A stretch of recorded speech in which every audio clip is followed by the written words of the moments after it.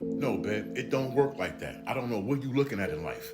What it boils down to is this. We are born into this world. We don't get instructions. We don't get a manual. We don't get steps by steps and be like, this is what happens when you go through these problems, when you're hurt or you're happy, you should do this and do that. We don't do that. We don't have that. We just got to figure things out on our own. That's that, point blank, period, babe. So I don't know what are you talking about, period.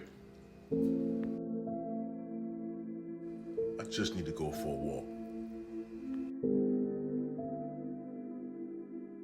Trials and tribulations that we go through can either break us or shape us into something bigger and greater. Pure facts.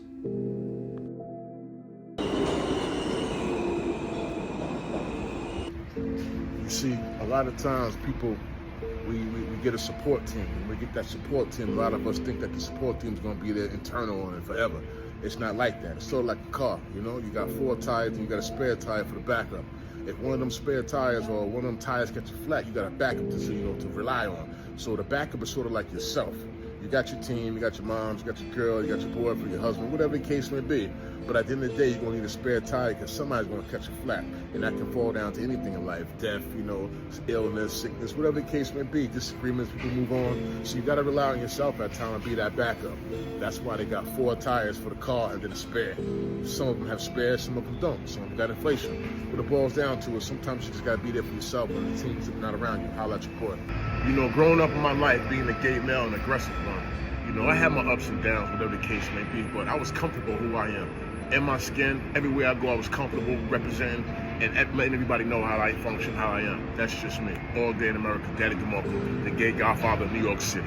You see, I was born and raised in Yonkers, New York, moved to the Bronx, then moved to Manhattan, then moved to Brooklyn. My parents was sort of like nomads. They was like bouncing all over the place. With me, I didn't really care because wherever I go to was like entertainment for me. Plus, I'm gay, born and raised. It wasn't like it was something that was hidden away within me. It's just who I was all my life. Never really cared about what you think, how I feel or how you feel, I'm gay or whatever. I never really cared. It's just me, all day in America.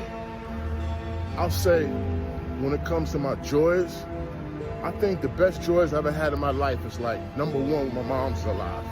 The feeling just to call her and talk to her, hug her, stop by and go grocery shopping, whatever the case may be, it was a joy to me.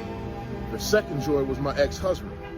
Even though it didn't work out right, but that was my second joy. I was at peace with in my life. But things temporary in life, things last is temporary. So those are kind of like my joys. My ex-husband, my mom's, but now they gone. Husband's still there, ex-husband, but he's doing him, whatever the case may be. But those are my 2 enjoyments. Those what made me complete in my life.